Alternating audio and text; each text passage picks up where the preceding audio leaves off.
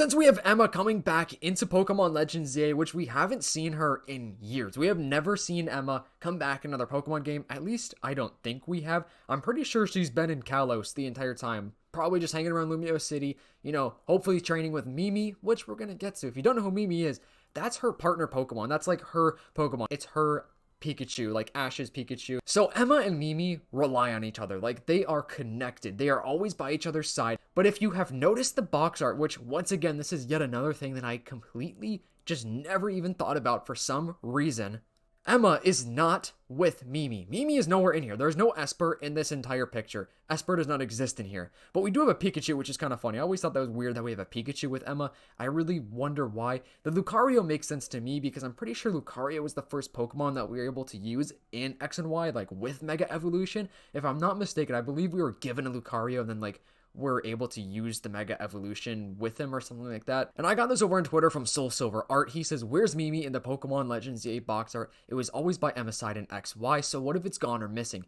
How cool would it be if there's a specific side quest to not only find Mimi, but to find out how and why it went missing?" That's the kind of quest I want in future Pokemon games. This is interesting to me because I literally just made a video about Emma, literally a couple of days ago, like talking about all these side quests and stuff that I would want to see within the game itself.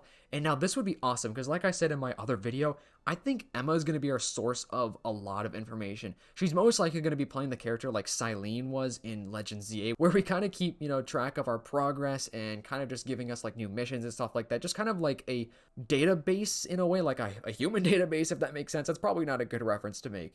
And I also just talked about in one of my last videos about the Pokemon Legends ZA wish. I also don't know why I just fully said Pokemon Legends ZA as if this video is not already about that, but let's move on. We are apparently going to be getting a wish at the end of Pokemon Legends ZA, or at least like the end of the ZA Royale thing, like when we reach rank A, we're going to get some sort of wish. And I brought up the point like, well, maybe we could like revive somebody. Like maybe there's somebody that passed away. I was thinking like, what if AZ, you know, something happens to AZ, maybe Looker comes back and something happens to him, or maybe even Sycamore, or even maybe Lysander. Like Lysander could, you know, something could happen with him. Apparently he is coming back based on some leaks, which is crazy. And apparently he's going to have a connection to Zygarde, which Zygarde is a peacekeeper Pokemon. Zygarde wants to keep the peace throughout the region in Lumio City, which is super interesting because Lysander's not a good guy. So why the heck is he with Zygarde? Is it for, you know, like, is it by, you know, Zygarde's will, or is Zygarde being forced into that?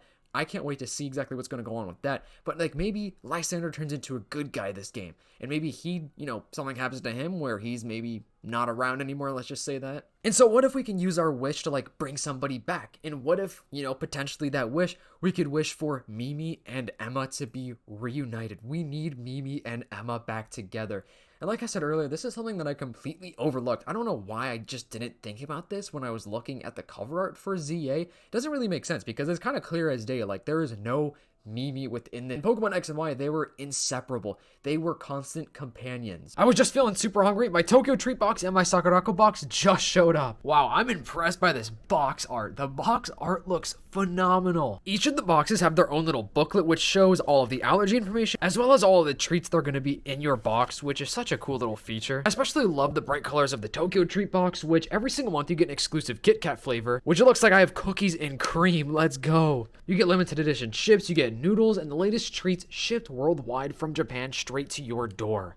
And this is the Sakurako box, which is a monthly snack box that supports local makers across Japan. Each box is carefully curated with traditional and seasonal snacks like mochi, dorayaki, manju, and so much more. You even get some teas, which I'm going to try right now. It smells amazing. I like the matcha flavoring a lot. I think if you like tea, you're definitely gonna love this. If you want a little taste of Japan in your own house, this is the #1 way to do it. Just simply opening this box is such an experience. Every single box comes with a super awesome little like postcard. Oh my gosh, dude, we got Kirby in here. That's amazing. First of all, I love the Japanese art style and all the colors and just the packaging. It is so awesome. I haven't seen any of these in my life. Cookies and cream sounds amazing to me. It's always so fun to see these Japanese snacks in person because I always see them on YouTube and I'm always wanting these. I don't know which one to try first because they all look so amazing. Okay, I'm gonna try one of these Kit Kats really quick. These sound amazing. It was amazing. I'm gonna open up Kirby and then I'll open up the Sakurako box. All right, let's rip this thing open. Ooh, nice packaging. Okay. Oh, that's cool. A nice little hard candy. Let's see. Oh, darn, this is good. Oh, dang, I think this is gum. Dude, that is so good. I love the packaging. I feel like I would just hang this up. All right, so I just opened up this one, and this postcard is so amazing. I think this just adds such a nice personal touch to the entire experience. And here's the pamphlet for this box. What's really cool is I think this one actually comes with a little dish. Like, look at that. That looks insane.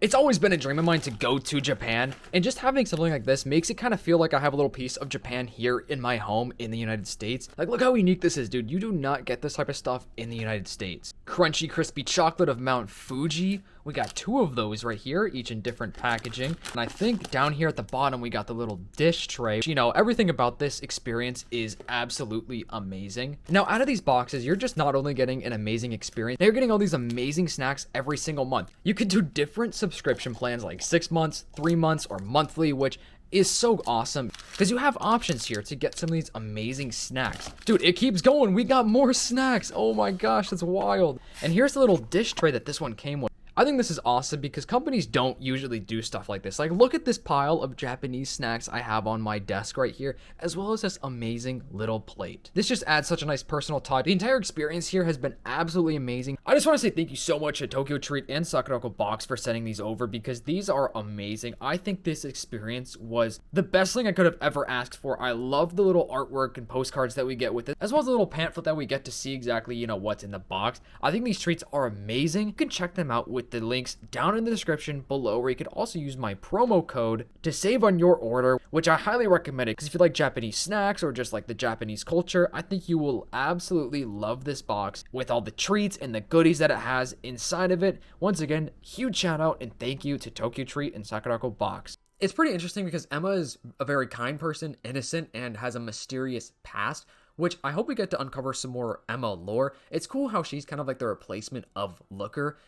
Or I guess she is literally the replacement of Looker, but not because anything happened to Looker. It's because Looker went somewhere else. He's been in a lot of other Pokemon games, which is crazy. And I do think he's going to come back in this game. At the very right of this picture right here, I thought this was going to be Looker, but I think it's actually Urbane or Tanya. I don't think that's Detective Looker, but I do think Looker's going to come back. I think it'd be crazy if he didn't even make a cameo, like even if it's on like a phone call. You know how we have like these holograms in this game now. Hopefully it's in like at least a phone call, or like be cool if he just shows up even at the end. Maybe like him and Sycamore are friends, and I don't know, we get to see them together. Who knows? This person replied and said, or maybe Mimi blank and Emma is helping Quasartico with the ultimate weapon to revive her. Now that could be too, because the ultimate weapon or the Prism Tower is probably going to be some sort of new ultimate weapon. We still don't know exactly what Quasartico wants to do with the tower. So the Prism Tower is like the heart of Lumio City, right?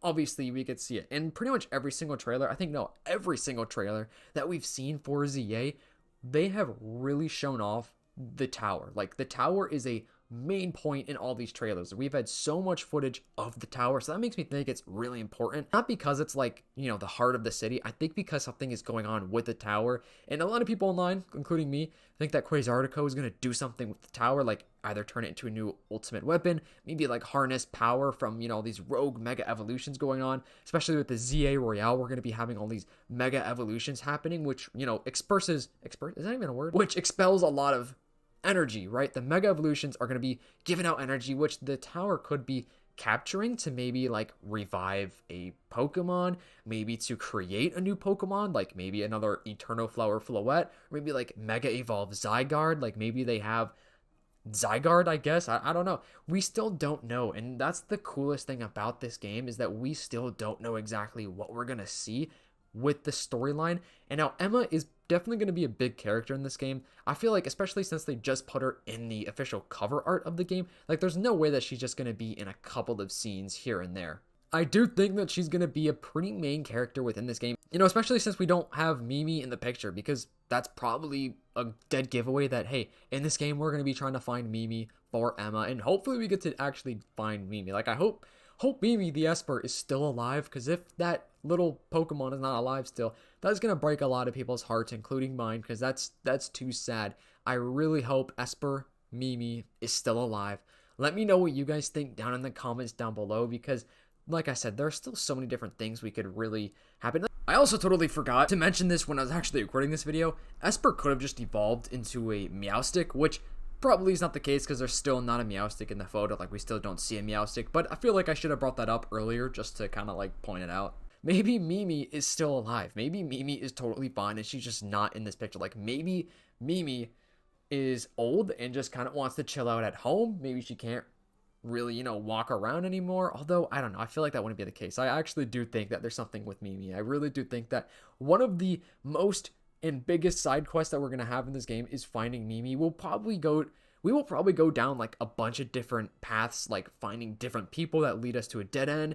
We have to go to a different side quest thing to try to figure out more details and more plot lines or whatever. You know what I'm saying? Like, we go from one guy that may know what happened to Mimi, but then he actually doesn't. And then he sends us to somebody else that actually does have some information. They send us to another person that they said has information, but they don't. Hopefully that makes sense, because that kind of sounds like a lot of gibberish right there. But I'm really excited to see what we get for this game. And I know I've mentioned this in like every single video of mine of all time, but we will probably be getting so much more information in the next trailer for Pokemon Presents. I almost said Pokemon Day. It's not Pokemon Day until next year. The next Pokemon Presents is July 22nd of this year. So we're going to be getting some big information and reveals within this trailer, because why wouldn't we? You know what I'm saying? Like, there's no reason why we wouldn't be getting some information within the next Pokemon Presents, because it's a Pokemon Presents, and especially since ZA is still coming out in a couple of months. I think we're like, what, 3 or 4? No, we're 4 months away, I think, right now. I think it comes out in October, right? So we're about 4 months away right now from the release date of Pokemon Legends ZA, and they still need to drop like 4 trailers. I swear, we need at least like 4 more trailers for this game, or else I think a lot of people are going to riot. Or unless maybe they just don't want to reveal a lot, because we've already had a pretty good amount of things revealed in the trailers that we do have, but that makes me think they're really keeping a lot more behind the scenes, and there actually is a lot more behind this game. Like I said, we just got to kind of wait it out, which I'm okay, because I actually want to wait for a lot of the storyline stuff. I actually want to see a lot of it in game, when I actually start playing it. So hope you guys enjoyed. Make sure to leave a like and subscribe. Turn on those post notifications so you don't miss me live streaming the Pokemon Presents. I'm going to be live streaming this game like daily when it comes out, so that's going to be awesome. Can't wait to see that. Anyways, hope you guys have a fantastic day. Thank you so much for watching. Peace.